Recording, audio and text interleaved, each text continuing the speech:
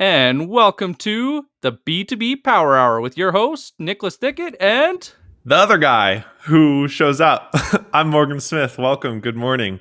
And happy Friday to you, Nick. I'm glad we didn't have any technical difficulties this week. no, we've never had technical difficulties like audio not working and Microsoft screwing up all my mic settings. Like that never happens. No, it's always funny. I think the joke that I've made often is that we sent humans to the moon more than 50 years ago, and we still can't get a microphone to always work.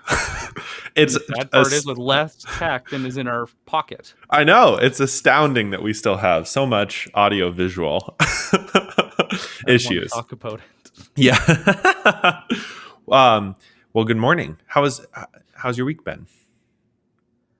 It's been busy, Mm-hmm. but it's funny. Every time we go and set these topics, it's like they just naturally come up in conversation. And would you like to introduce the topic of the day? Our therapy session is now in session. That's great. Well, this week I was super excited for this topic when we decided on it. Basically, that marketing is not magic, and that whatever company you think is an overnight success has probably laid the groundwork for years to the point in which they can become an overnight success.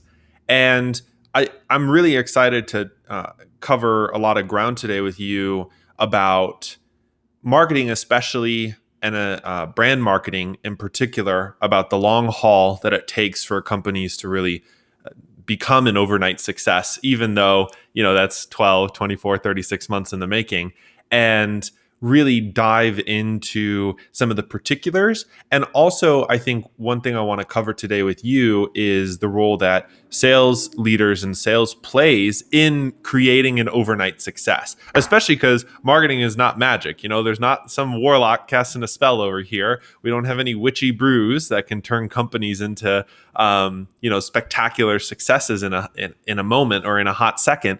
And I think we have a lot to cover. So where do you want to start, Nick? That's tough. You know what? I think we should go and talk about some of the misconceptions, or at least some of the companies people assume are overnight successes, to give some examples. Would you Totally. like to get us started? Sure. I think Airbnb is maybe a great example.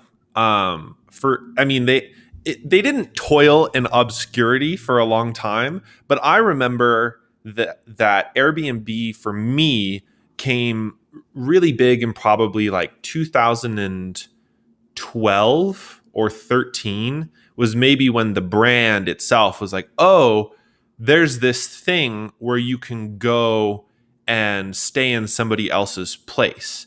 And by the time like 2014 rolled around, it was big. It was like, why would you ever stay in a hotel? You can stay in this really cool, I don't know, seaside shanty on the shore or a cottage up in the mountains. You don't need to stay in a hotel anymore. But Airbnb was started in the middle of the Great Recession in '08 or '09.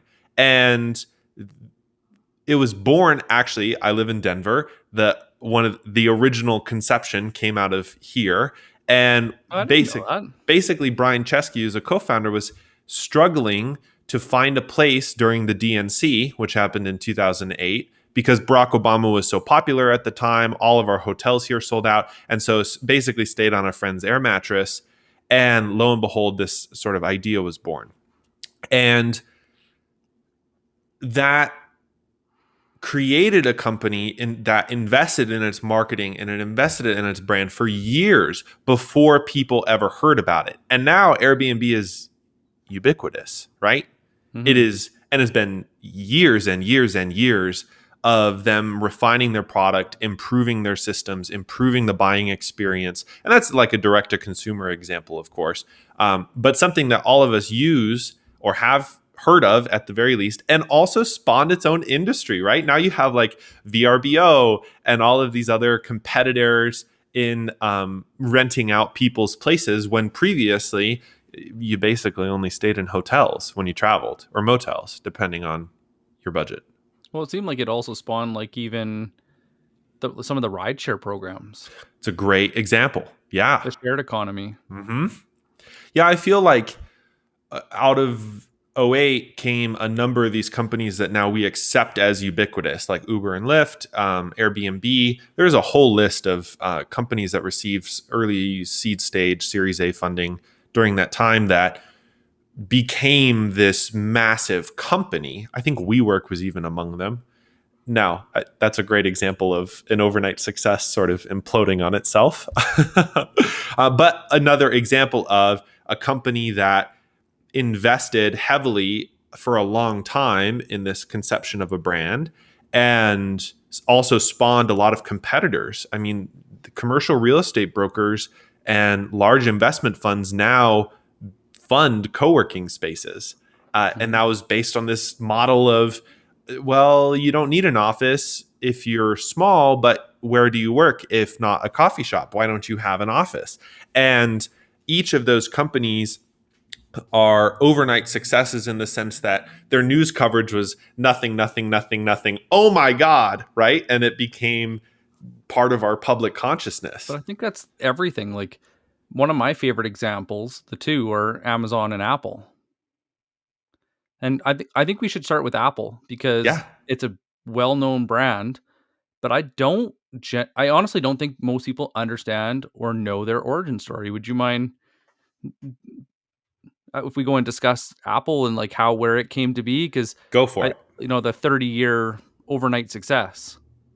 Yeah, that's an understatement, right? 'Cause how long was Apple around before I can't remember if it was 20 or 25 years before they really, and they almost went bankrupt a Yeah. couple times. I mean, I would say they definitely made a splash in the 70s and 80s with like Apple 1 and 2 and the Macintosh that was like instant financial success. But in terms of its like ubiquity as in the iPhone and in the mobile era, I mean, the iPhone was 2007. Can you believe it's only been like 14 years that we've had smartphones on this planet in the way that we now do? That's just nuts to me. So they're everywhere. Um, but yeah, I mean, in the 90s, Steve Jobs resigned, or in late 80s, Steve Jobs resigned and went on to Next that and helped start Pixar during that time and a number of other ventures. And Apple, yeah, fell into financial troubles and then eventually rehired him until he passed away. And I think And that's, created Pixar. isn't Like, that no, crazy? no big deal. Yeah, Just gonna take MBD. some time off and, like, sell a multi-million-dollar business in my spare time. Yeah, I'm gonna leave the most famous, user interface company of all time, Apple, with their Macintosh, and I'm gonna just go casually start Pixar. Oh yeah, that's what we do, right? And change motion graphics forever. Oh gosh, but that's another good example of a company, Nick, that really had a period of time where they were really well regarded. They were well known in the 80s with their early Apple stuff, and then it kind of in the 90s, and then iPod happened. I mean, I would say like the real resurgence of Apple was the iPod. Did you ever have an iPod? Yes. Okay. Not an iPhone, but an Yeah. iPod, An yes. iPod. Yeah, the little scroll wheel that you can have. Oh, what a great product. But Do you remember when you used to buy the MP3 players and they used to have, like, 30 megs? And you're yes. like, "Yes, I get to have, like, a full CD on here You're now." like, yay, I can put two albums on my little MP3 player. Gosh, what a different time. There's no such thing as streaming services then, right? But No, I iPod is remember a even trying to go and download the proper music to go and put it oh, on there. I think this is the really good point to consider. Like mhm. Apple trying to go and create their IP basically pigeonholed themselves and put themselves in this box in which they couldn't come out with their computers because Microsoft had more dominance and because it was used more in the business world and not like the creative world, they couldn't grow. They actually limited themselves and because they didn't play nice with other software, especially Microsoft, Yep. they that was the end of, and then when they came into the iPods and some of the Mhm. other, market leaders or category leading Mhm. devices that they created, they set precedent. Oh, yes. I think iPod, iPhone, and iPad all set the precedent for the entire market. I mean, there's no counterpart to the product. What's interesting about our title today is there's a very famous ad with iPod early on, right after it was launched, and it was 1,000 songs in your pocket. Have you seen this billboard before? It's um, it's like 1,000 songs in your pocket, and it's a picture of the iPod with their early, earbuds that you can fit in. And of course, it was an overnight success, right? Because now you could put 1,000 songs in your pocket and a super easy to use, cool interface. And I mean, it was revolutionary for the time. But obviously, Apple had invested so much in product design, in market research, in testing the interface, of course, all the production stuff that goes into it. And they also had the equity of a company that invented Macintosh, like brand equity of a company that had this history and legacy of creating great products once upon a time. And I think it's a good example of brands that are able to almost like resuscitate themselves. And then, of course, they just took the world by storm when iPhone was released and the iPad was released, because those also created categories in the industry. And I remember, gosh, it was some sort of, maybe it was a Nokia, but there was some sort of like Windows phone early on.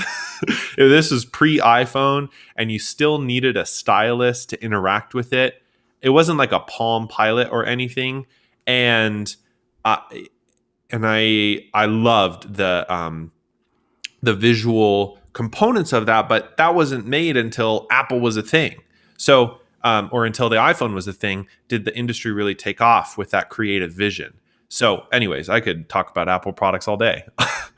I have a special announcement, and then Oh, after the announcement, we'll continue this because I want to talk about Sony oh and how yes. they hurt cabinet makers and put the radio in your pocket. Oh gosh. So, as we announce this, which I'll flip back to our page, we have the only Travis L. Scott. Not Travis Scott, but Travis L. Scott. And here he is. Hey Good guys, morning. good How are you? morning. Good. How you doing? Sorry I'm late. Technology issues, so No apologize for that. worries. Welcome. We were just ranting about great product design. Anyways. Nice. Yeah, I have to use my middle initial now. Never thought I'd ever have to do that, but yeah, certain other person who's a lot more famous than me decided to change his name from Jacques to my name, which blows me away. Now, the real But question is, have you ever met a Travis M. Scott?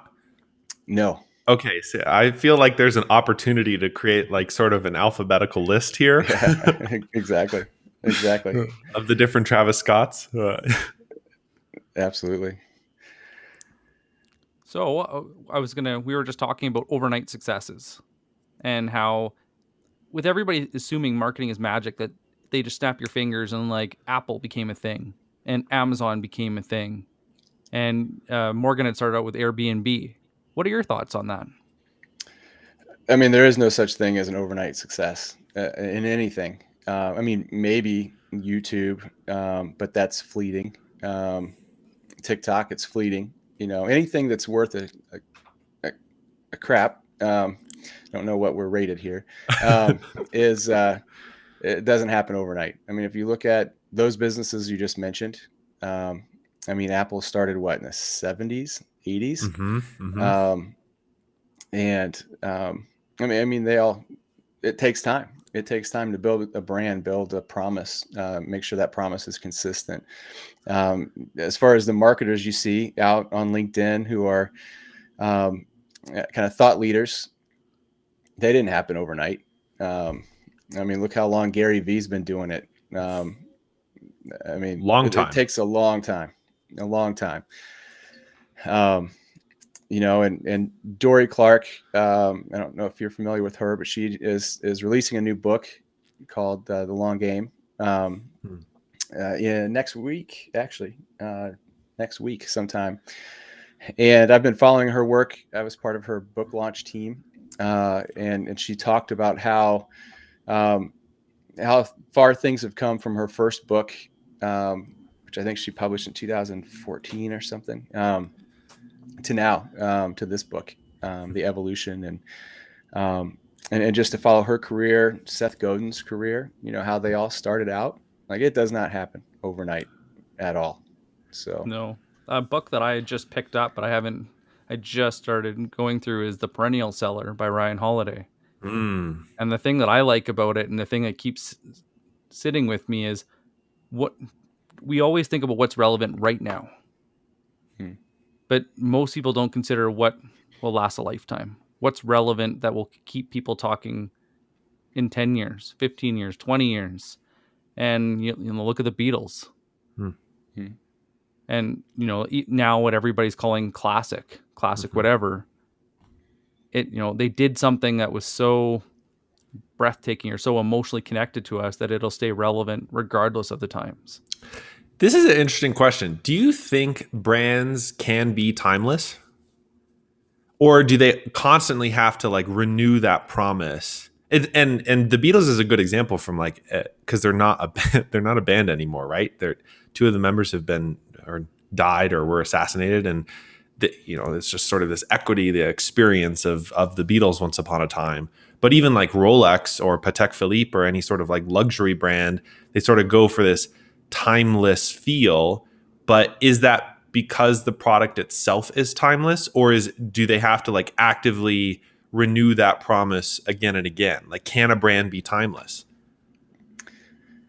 You want I to start, think, Travis? yeah, I think it depends on. Yeah, I think a big factor with that is nostalgia, um, and that gets to the Mm-hmm. heart of what makes it timeless, right? And does that timelessness ever fade? If the generations who have the nostalgia with that brand eventually pass on, does it start to fade as well? I look at Polaroid, Atari, all things I have nostalgia with. I'm Gen X, so that's right in my wheelhouse of being a kid. And I'm doing a brand refresh for my company, and I was trying to go kind of old school nostalgia, and looked at those brands because of the feelings that they brought back. So yeah, I think part of timelessness might be nostalgia to some degree. That's interesting. Yeah, I never thought about it that way. My brain instantly went to a big enough pain. Hmm. A lot of brands I don't see solving a big enough problem. And you look at like Tesla and how they want to save the world through electronic vehicles like that. They opened a big enough door where I don't know if it'll necessarily be timeless, but they gave themselves a long runway where a lot of brands, the door they open does not give them a very long runway. And it actually puts a very near expiry date. Hmm. So they basically ramp up and they die. Not I wouldn't compare it to like a pet rock. Like it's not quite that much of an expiry where it ramped up. They sold what $4 or $5 million and then that was the end of it. But I think that's the biggest problem is a lot of companies when they think of their branding and they think of their taglines and they develop all this messaging is they're not addressing a big enough door to grow, which can be okay if they want to be small and nimble and put a limit on their growth and their like size, which I would say like some of the firms that we've looked at, Morgan, that Mm-hmm. are, under 50 people because they don't have politics to get in the way of them making a quick branding change or positioning change. Mm-hmm. And they also don't expect it to work in the next 3 months. Well, it's interesting. What Travis brought up too is, in some ways, I feel, and now I think it's the pressure is just more intense, but that we have platforms like TikTok that do create these sort of pressure chambers to chase the next trend. And I think Marty Neumeier posts occasionally, who's the big branding expert. He posts occasionally the collection of corporate logos. So I mean, it happens at big and it happens at small, but there's 3 to 5 year periods where everyone went for the swoosh, and right now everyone's going for the very simple like sans serif text. There's no complications. There's nothing fancy. It looks like you ripped off some Silicon Valley startup every time you create a new logo, and it's like simple, simple, simple, and that's the trend right now. But I feel, especially as you get smaller and smaller, the pressure chamber I think even becomes more severe, because for smaller companies who are selling to other businesses are really attuned to the trends that are going on in the marketplace. Almost you have to be, I guess. We could debate that too. I'd be interested if, like, do you have to understand the trends that are going on to sell well or to market well to other businesses? But they get too caught up in those existing trends, and then they create something for the moment instead of thinking more fundamentally about their brand promise, their positioning for the long haul that would guarantee an overnight success. It's like almost a paradox where, You answered your question already. oh, did I? Oh gosh. But that's a lot of companies look at that trend Hmm. as something they're going to ride forever. It's that perennial, and not realizing it's acute, it's short. And so Mhm. they're using it as a something to build momentum and then leaving it. Like LinkedIn right now is the opportunity for B2B marketers and B2B salespeople to connect with their target audience. That is where people are going for information. There's other channels, but it will not last forever. Look at Facebook. Look Great at example. Twitter. Hmm. YouTube. Mhm. Somebody was telling me right now, YouTube is still still the king of video. I disagree. I think that time has passed. Hmm. What do you think, Travis? Well, who do you think is the king of video? Where are people going for video now?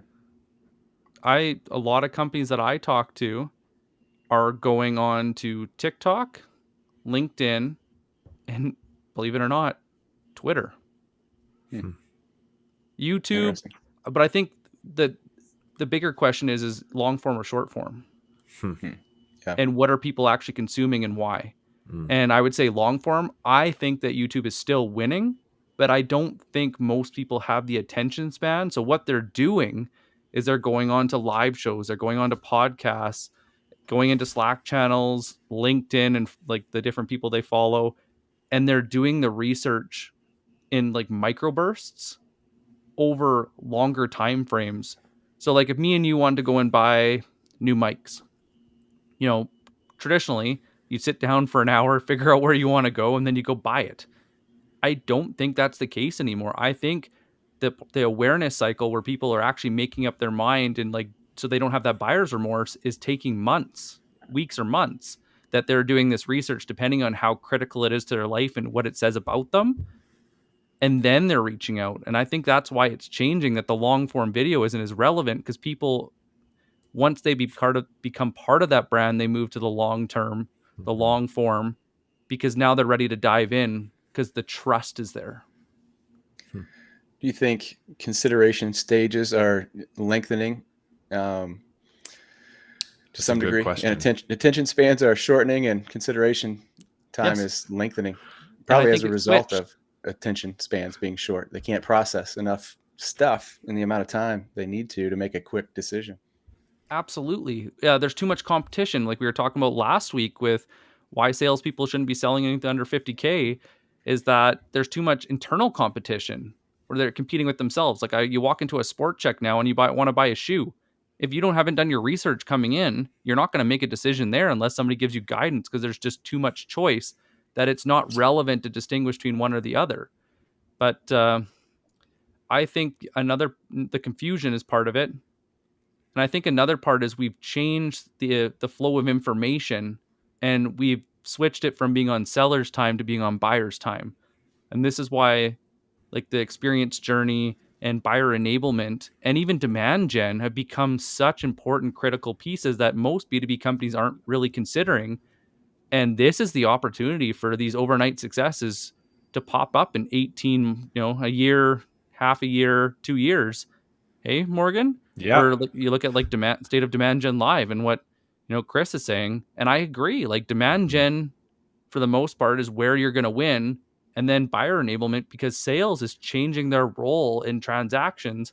And if I have to make a prediction of where we're going to be in the future, sales is going to be the emotional side, and they're going to be the fulfillment and almost more post transaction than pre transaction. Hmm. And marketing is going to be empowered to do the work that they should be able to do in the first place and get off the defensive. To riff on that, Travis, like, what do you see, or do you see marketing's role expanding and changing as this paradoxical awareness cycle lengthens, even though people's attention cycle sort of gets quicker and quicker. Like how do you see marketers combating that, or what are the things that talented B2B leaders need to be aware of as they roll out new campaigns in this fast-paced world? Yeah, fast paced, but not right. Right. um, I think it really just comes down to understanding people and the people you serve, and not getting so stuck in what worked in the past, because it's not always going to work. And um, I think once you understand that, then you can focus on creating the content your audience, your prospects need to make those decisions, and getting it to them how they want to receive it, right where they Mm, are. I mean, it's just content marketing, mhm, kind of one-on-one, right? mhm. Um, I think some businesses can get stuck on thinking about things too transactionally. And maybe that worked in the past with quicker decisions, but things are becoming more complex. Um, I mean, just look at marketing technology alone, sales technology alone. I mean, the number Overwhelming. of, I mean, it is overwhelming. And how can a company with a marketing team of one or five really do the deep dive they need to make a decision on a CRM, on some kind of marketing automation platform? There's so many options. I was talking to somebody about that just the other day. She's a marketing lead for a growing B2B data company, basically.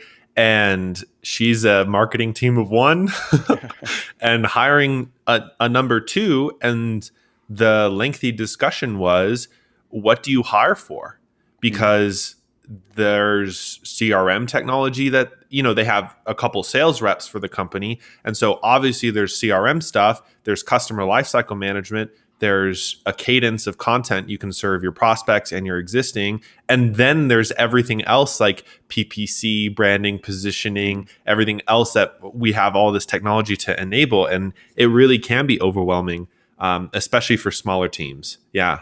mm.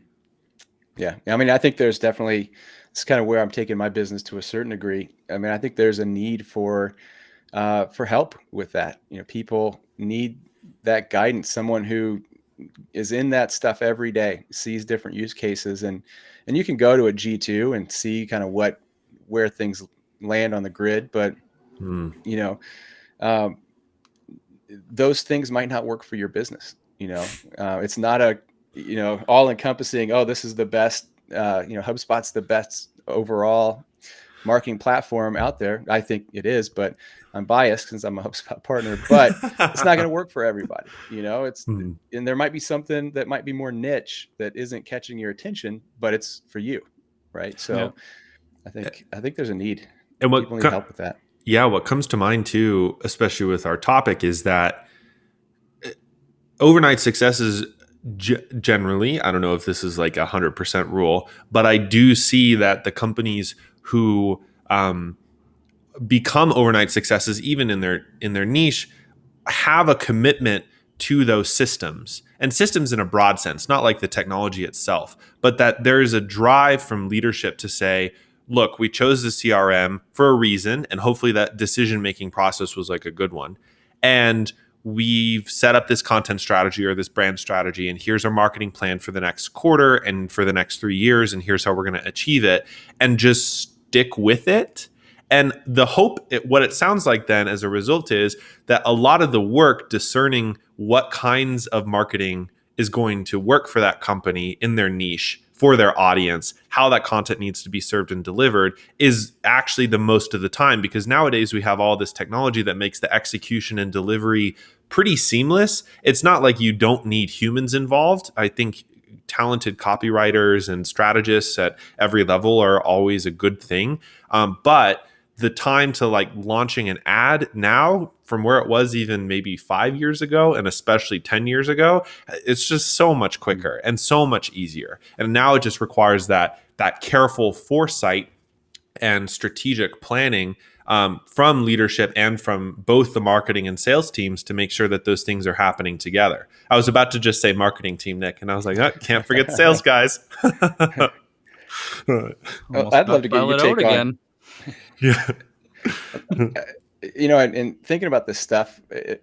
I almost think there's a big vacuum when it comes to marketing operations. I think there's a lot of, frontline tacticians and strategists to some degree, and they get these tools and these platforms and they get a bunch of them and they plug them all So many. together, but they don't really have a plan for Hmm. how they're going to plug them together, how they're going to leverage each with the other.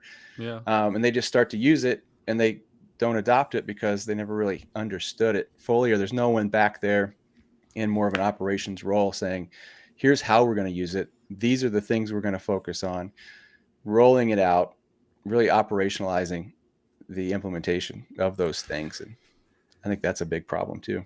I Yeah, couldn't that's agree more. Even on the sales side, now I've seen Mm-hmm. more revenue operations where you're linking everything together, and people have these incredible sales stacks and yet aren't performing. mhm. And when you look at why they're not performing, it's because they're not doing the basics. They assume Mm-hmm. that technology would do the work for Yeah, them. They didn't realize that technology was there to optimize or enhance what they were already doing.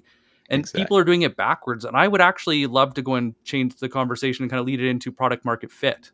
Because I think this is a huge point that people don't consider. They have it backwards. A lot of the time, they build a product and then seek the market. Mm-hmm. And a lot of these companies, and Airbnb is a great example with them living in the Airbnbs and like actually doing the product marketing. And then you look at Amazon and how they've changed things from the books.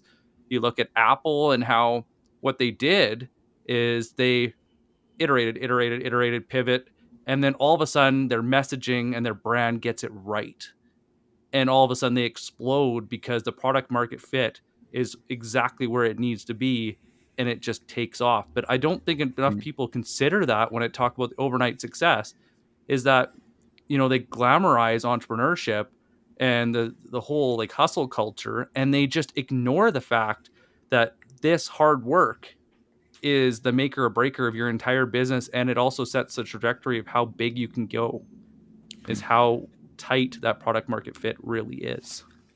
I also think, or in that, if I don't know if I want to add an asterisk, but maybe it's a corollary, um, which is every once in a while you will find a marketing genius. And I think Steve Jobs was a marketing genius. And that marketing genius has such an ingrained ability to see and understand the market as it is that they don't need to do product market research. The problem is that everybody thinks that they're a marketing genius.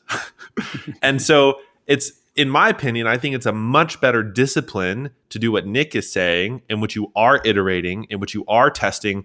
You're finding an audience and you're building something for that audience, not building something and finding an audience for what you built, instead of trying to come up in the back room of a really cool idea, right? And again, like 1 out of every 10,000, 1 out of every 100,000 marketers is going to be that marketing genius. But that means that the other 99,000 are not. And it requires that discipline to really test in the market. And by no means, I still think Apple did testing, of course.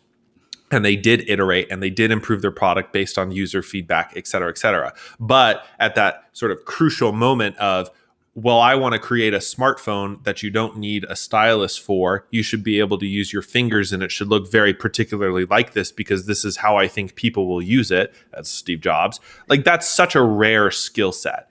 And I think it's important to humble ourselves and realize that we don't know enough about the world in order to roll out a product and have it fit perfectly. And I think even to weave these threads together with what Travis brought up, I think too often we hyper accelerate what we need in 6 months today because the technology is so cheap. Like, at the end of the day, you can probably launch a startup using only spreadsheets, and you have a CRM spreadsheet and you have a budget spreadsheet and you got a doc with your marketing plan and then another doc with all of your content just in 30 pages in a row. Like, you could do that. And that brings you back to those fundamentals. But because the technology is so cheap, why not do it now? And then everything gets lost. And there's not the marriage of the discipline and testing in the market and the systems, the internal operations to support that. And in the end, your brand just maybe flops. And the way you know your brand flops is because you don't make any money. Yeah. Or you make a little money, but not enough, right? Exactly. I mean, I think part of you know, Nicholas, you said that people have it backwards. I think there's just a problem with that term, product market fit. It's leading with the product, then finding the market fit, right? I think it's a problem product fit is what is more what it should be, right? Hmm. Find a problem, solve the problem, then scale the problem because more people have it, right? Instead of creating a product and trying to find a problem, that never works. It'd Mm-mm. be interesting if they even said just market problem fit, and Mm-hmm. they made people, like, even for a prospectus, go and show that they know their market well enough and they understand the problem well enough, and the problem itself is big enough long before they go and look at the product or service. Mm-hmm.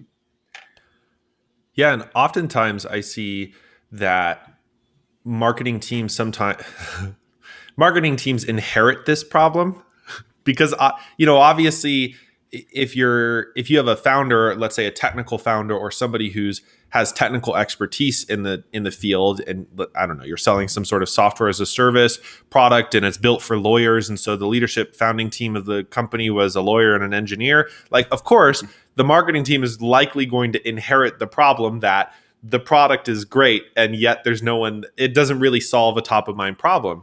And it's a hard conversation to have at an early stage to say, hey, you built a great product and we can get people excited to it to the point in which they like your name and your brand, but they'll never buy from you.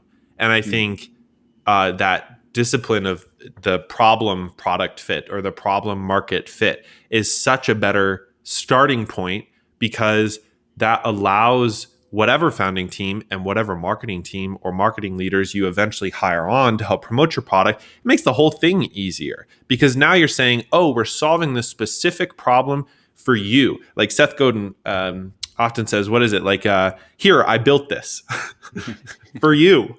I built this for you. Like, I built this thing knowing you. And do you want to pay me for it? Do you want to purchase it from me? And that's a very different conversation than saying, hey, I built this. It's really cool. It's very flashy. It's shiny. And it's Could be great to for you. use. And it could be for you, you know? Yeah, exactly. But I didn't build it for you. For you and you and you and you, Yeah. which means it's for no one. Yeah, seriously. I'll even like how Seth Godin even says with content marketing, how I would say that he is the person to go to for content marketing, yet you even look at how he just show up every day, because you never know what's going to be the one that takes off. Mm-hmm. And he's like, out of the 100 posts that I post, 3 of them do well, however many flop, and the rest are okay. Mm-hmm. And so we can't wait for the perfect product. We can't wait for the perfect post. And I think as sales and marketers that we get put in this position of it needs to be perfect from the start. Mm-hmm. And I think that is the biggest problem, because there's too much pressure from senior management to allow us to play, and not realizing that playing, like the whole, like, molding it as you go, understanding the market, it's actually part of the process. You can't get one without the other. Like, the information I get in a sales meeting, I should be telling you guys. The information you guys are getting from your marketing campaigns, you should be telling us. What questions are you addressing? What market are you addressing? Do you know how many times I go into a sales meeting and I'm talking about, like, personas or like just general information or like top customers so that I can go and retarget for myself, not even for ads? And you're like, well, I'm not really sure. Well, Right. I'm pretty sure then, if you're not really sure, why you're having an issue with your sales. Yeah. Hmm. Yeah, I mean, I think communication between sales and marketing teams is badly broken in a Hmm. lot of instances. So if you had to, this is a question for you, Travis. I don't know if this is on the spot, so take this whatever direction you want. But if you had to, if you had the power to deconstruct the entire sales and marketing and revenues engine of a company and rebuild it, would you rebuild it as it is done right now, or would you take it in a different direction? And like, how would you build some of those internal operations and systems that could really get these companies on the right track? It doesn't have to be 100% either, but at least a Yeah, direction. it's a great question. And I think it depends on what's the business trying to achieve. Hmm. Is it a couple of founders who just want to build it up and sell it? In that case, it's really all about them. It's not about the product or the customers. And so all you need are salespeople who just care about money, and they'll get you the money and you're out, right? Um, but if you truly care about the product and the customers, I would burn it to the ground and start from scratch with a focus on that, on on customer retention first and foremost. I would get rid of commissions for salespeople, and get rid of the silos, um, because I think the commission structure is what creates the silos between sales and marketing, and a lot of the tension too, um, that happens. And so I would get rid of that. I would go down to the psychology of what motivates people. Like Dan Pink's book Drive. It's not money that ultimately drives people. It is for a short period of time, but I would burn it to the ground and focus on the long term, building something that will last well beyond you. Something that puts the customer first, and commission does not put the customer first in any scenario whatsoever. Um, so yeah, I would start with the customer focus. Customer service team might be the heroes of the company, not sales. And combine sales and marketing into maybe more of a cohesive team instead of sales and marketing. It's just business development, and it encompasses both sales and marketing. That's super interesting. Nick, what do you think?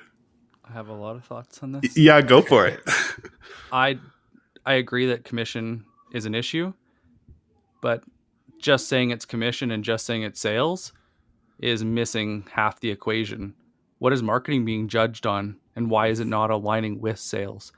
And why is it not about the customer, and why is it about sales and marketing? Hmm.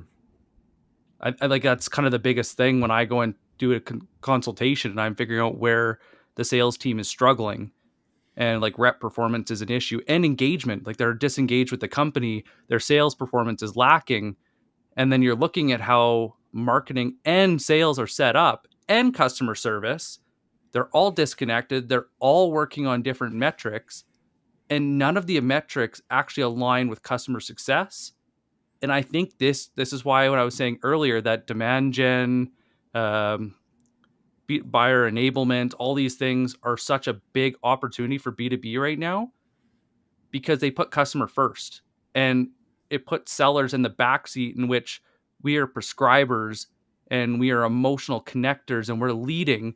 And I honestly think it's marketing's job to sell, because marketing respects trust and earning trust in the time that it takes to get there. But a lot of quarterly strategies, a lot of tactics don't respect trust. They expect it should be given just because it was demanded. Mm-hmm. And Yeah, metrics, I would say. I was just about to launch into that because I think that there's a lot of incentives to hit the wrong sorts of metrics in the current system. And I think what Travis is pointing out about commissions, especially, is part of that problem. And like marketing is usually guilty of only generating MQLs. So here's a name and an email of somebody who interacted with our site once, but we're not going to tell you that because at least it's an MQL and at least we hit that metric. So good luck, sales team, trying to sell to that person. And I know you shake your head because it's true, right? I mean, I've seen that too many times. Hey, Morgan told me to go and call you, that you were looking for more information. Yeah. I didn't fill out any form, and this is uncomfortable. But hey, Thanks, at least marketing. yeah, hey, at least marketing hit its its MQL quota. At least we hit our metrics. I think what really resonated, and to sort of reaffirm and extend, is that brand loyalty is the long-term engine. Like Yes. there is no way your brand stays in business if you don't create loyalty. And that loyalty comes from that customer first attitude in which you are building trust on the front end and the back end. I think Marketing, sales, and customer service. where's my soapbox, right? Like there's that every company I interact with, almost always overinvests in acquiring new customers and underinvests in keeping them. And that's part of the skewed incentives, or the result of the skewed incentives. But I also think it's part of a leadership mentality. And Travis was, I think you were getting sort of in that direction, in which the leaders of the company have a specific goal and they want to exit, and so they're going to try and juice the numbers as much as possible. And yeah, at the end of the day, you can exit and do that. But if you really are trying to build a brand for the long haul, like, the amount of money and time that you should be investing in retaining your customers should be equal or more than the amount of time and money you're spending in acquiring them. Mostly because even if you can increase the number of customers that buy from you again, let's say you're not on a subscription service, software or something, you sell sort of one-off products and you make a sale every time. If you can get just 10% of your existing customer base to buy from you again because they trust you, and now you're rolling out something new for them, hey, I built this for you kind of thing. I mean, that's a huge revenue gain. And you literally did no work that time aside from all of your upfront stuff on the acquisition side. And that is a real flywheel for business growth, and definitely underinvested in, because, like, where does that sit? Is that marketing's job? Is that sales job? Is that the service team? Like, there's not really a center in which that normally sits, or the overarching, leadership thinks, oh, the marketing team is helping getting our existing customers to buy from us again, right? In some organizations, maybe we can It's hope. not even considered until it's a problem. Mm-hmm.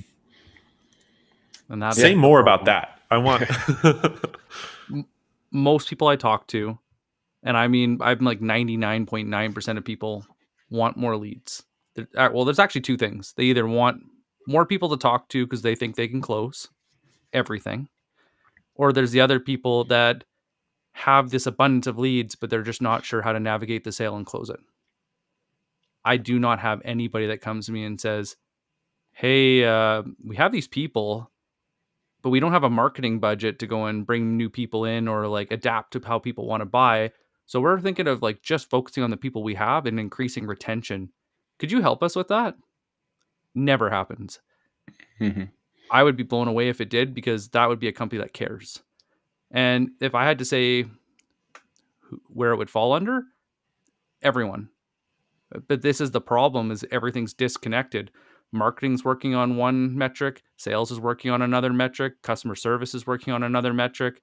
They also different promises. Mm-hmm. Their brand promises don't align. And that's where this disconnect comes, and that's why they don't align. Like, me and Morgan were talking about having like our in sync infinity symbol, because sales and marketing should work hand in hand, both pre-sale and post-sale. Yeah. But I haven't seen it, and I'm hoping as the new marketing software comes in, or sales software, so now even like HubSpot, they have the service wing too, how that's going to link, so it's not just these large companies with their ERPs that are actually considering people post transaction, and not just because they need numbers, but they Mm-hmm. realize that that's how you build that community and how you really take that trust, value, and advantage, and really push that advantage by having scale. And I think the communication piece between sales, marketing, service is so critical.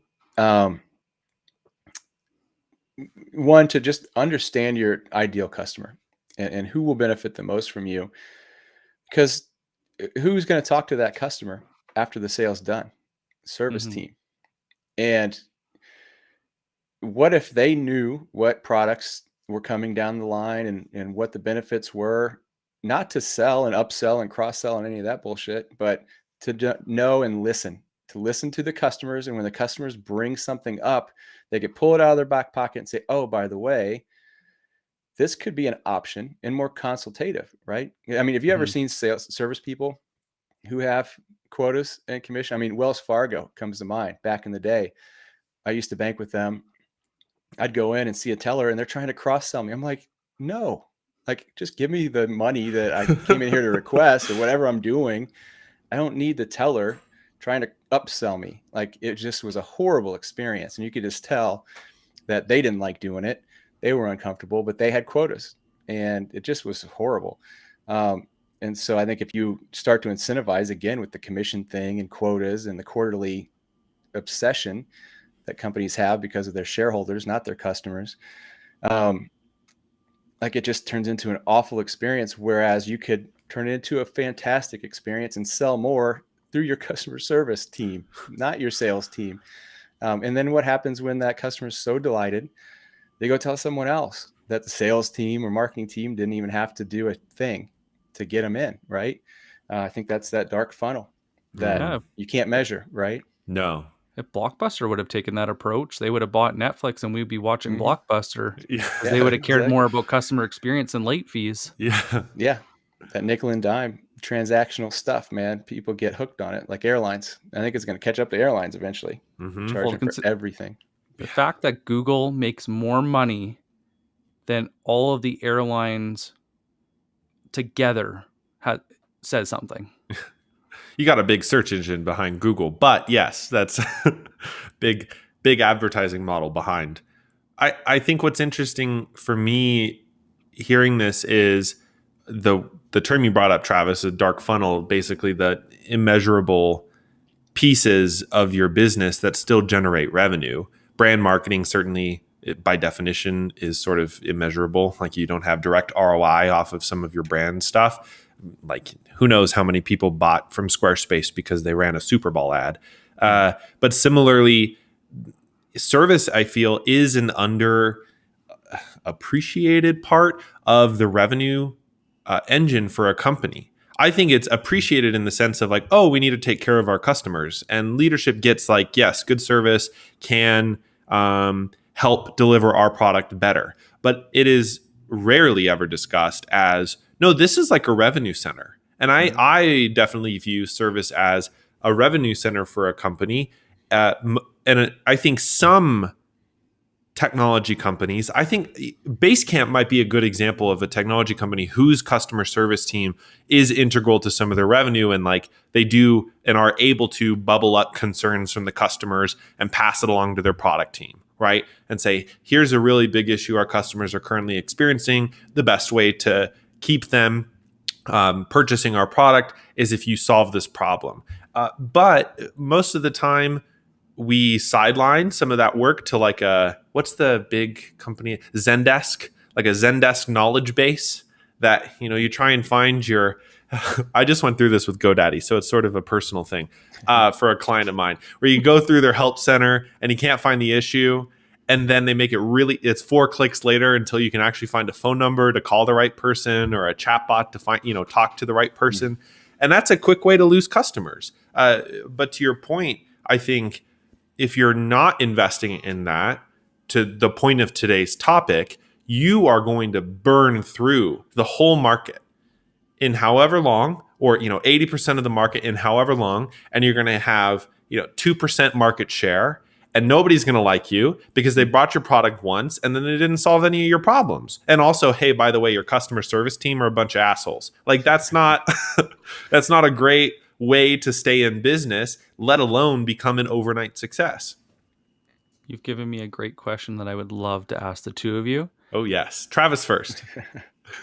Deal. We can definitely do that. So everybody I talk to tells me that brand is intangible. I disagree. I think it's both tangible and intangible. It just depends on where you're looking on the balance sheets. But how do you track branding? It's the question I want to ask you two, and I'll give you my sales perspective of it, but I'm curious from marketers, how should a brand be tracking brand growth? Oh man, I think that kind of comes back to the whole attribution thing, right? We're so hung up on attribution that we can't get out of our own way and realize that some things just can't be measured that easily. I mean, I think it could be look, a longer period of time. I think is what you're going to have to look at with brand growth, not quarterly. If you're looking at quarterly results, you're going to be disappointed.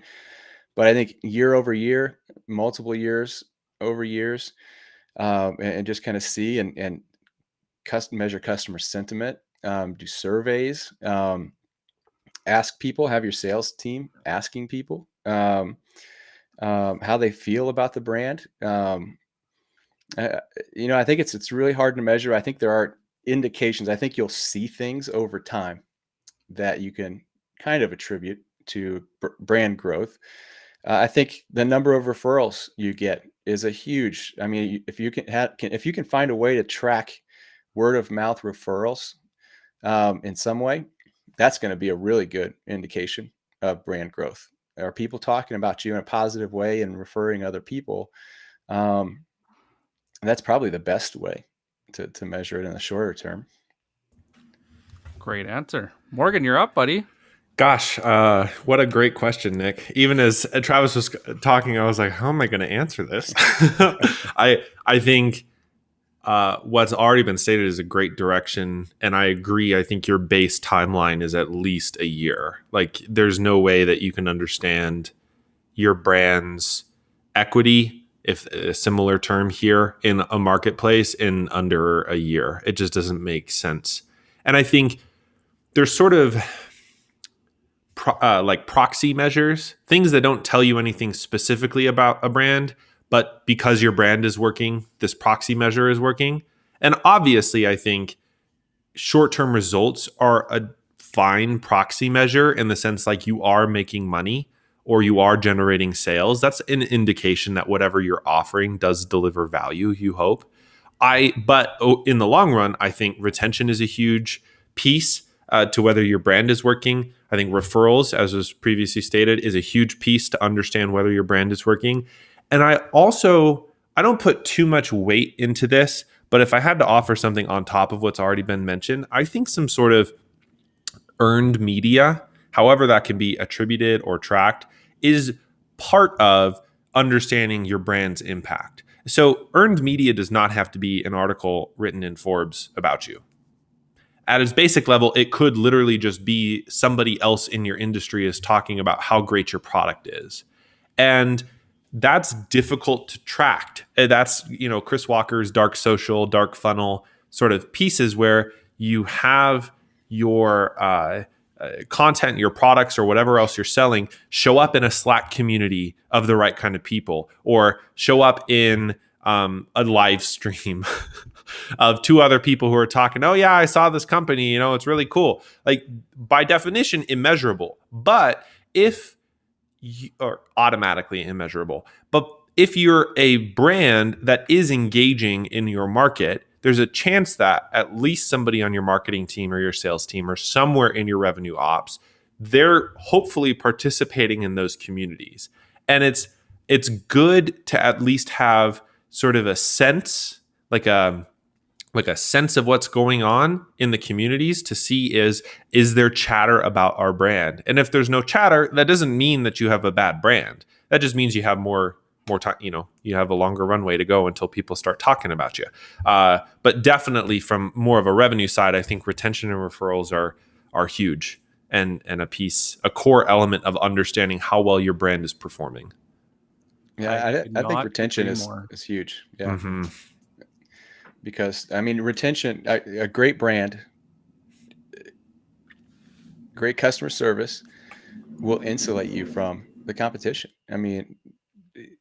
You both have probably experienced it where you are so pleased with a brand, with the service, a product, that all of a sudden one of their competitors runs this ridiculous discounted campaign, right?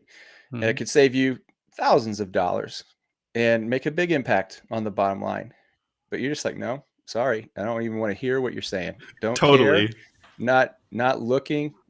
And it's not about the money. It's about, I'm taken care of, and I just see problems with a switch, right? Like, it's going to make my life more difficult.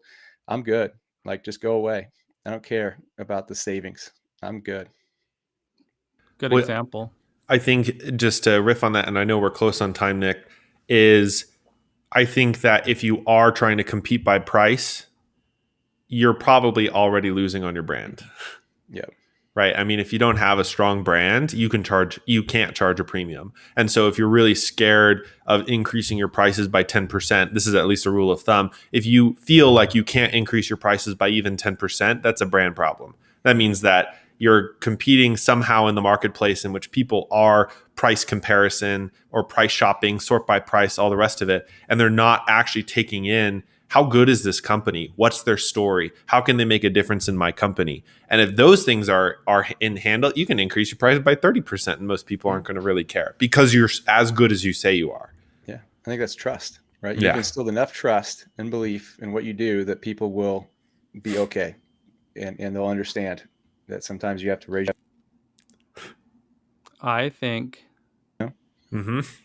I think that companies, if they instead focused on loyalty, if their only initiative was loyalty, it would change the way brands are looked at, because too many brands care about people that aren't paying. They Mhm. run their entire campaigns on companies, on people that aren't paying. If brands focused on the people that were paying and the best customers, it would change the way people interacted with their brand and viewed brands. It would also change the way that they sell the brand. Because my favorite thing is when I walk into a company and they know who I am, whether it's me personally or it's my company, because brand recognition is there. And then now I've started with trust. Mm. And so if more companies just focused on loyalty, are people talking about them that use their product? Like, I wouldn't even go net promoter score. I would just say, what's your retention rate, and where are your referrals coming from? I think you guys hit the two metrics on the head. And if more companies just focused on that, that would be the game changer that needs to happen. Going back to Morgan's question about like what has to happen with marketing, sales, and customer service. And I think that if we took those two metrics and aligned it with marketing, sales, and customer service, imagine that would change companies act Mhm. in the world. Be amazing. I think the bottom line to all of this is time frame. Loyalty is a long-term thing, right? But a lot of companies right now just are focusing on quarterly, short term, and you're never going to get loyalty when that's your focus. So I think the bottom line is you have to radically change your timeline horizon with your business. Mm. Yeah, I couldn't agree more. If more companies would stop focusing on their monthly and quarterly goals and had something that would satisfy the short term so they didn't have those money crunches and could actually invest in the medium to long term, that would also free them up to do good work. Mhm. And they could stop jeopardizing and sabotaging the long term for right now. Totally. Well, Travis, thank you for joining us this morning. Yeah, thanks Travis a lot. is It's a lot of the fun. CEO of Rainier Digital. I know you can connect with him out on LinkedIn. Is that still true? I know you're going through a rebrand. Is the name changing? I Nope, forgot to ask. name's the same. Even Okay, name's though the I same. thought about changing it because people have a hard time spelling Rainier. They forget Oh, an I. Usually, there's two I's of course. in Rainier. But yeah, the name's staying the same. Just a little color change and rebrand, Awesome. refresh. Looking So forward to see it. It's been a joy to have you on this morning with Nick and I on this B2B Power Hour. We've covered a lot of ground this morning, from overnight success tropes, the myths of big and small brands, and how to basically make it happen. What systems, what attention, what metrics, and how to align your marketing, sales, and service functions together to create loyalty, to create referrals, and to, of course, most importantly, in my book, to reinforce your brand for the long haul. So, Travis, thank you again for joining us this morning. And any last words, Nick? No, thank you very much. Thank you for the great questions and the wonderful insight. And if you guys got insight from this talk, please throw it in the comments. Please take time to connect with everyone, and we'll see you next Friday. Thanks, thanks, everyone. everyone. Bye. Bye.